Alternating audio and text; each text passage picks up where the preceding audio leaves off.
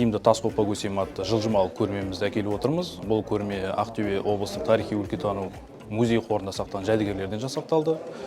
Негізгі мақсатымыз 2019 жылы археологиялық қазба жұмысы қорытындысы ретінде үлкен жаңалық болды. Қазақстан бойынша 8-ші алтын адам табылды. Және ерте темір дәуіріне тиесілі қосымша 6-1 ғасырға жататын жәдігерлерді әкеліп отырмыз.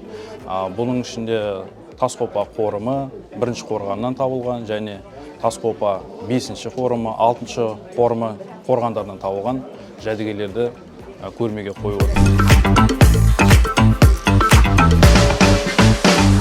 Біздің көшпенді ата-бабаларымыздың сол кездегі тұрмыс тіршілігін көрсетеді. Өйткені алтын киімді, алтын мен әртүрлі әшекейлерді жасаудың өзіне үлкен өнер мен мәдениеттің және зергерліктің жетілу шыңы болу керек. Өйткені ол жай ғана үстіне алтын жабыстыру емес, әрбір деталі өзінің мағынасын береді. Ол аң стилінде, өрнекте, табиғатпен үндесу, олардың жаңа өмірге көзқарасын, діни наным бәрін көрсететін аң стилінде жасалу және басқа да ой өрнектер осындай дәрежелі болған.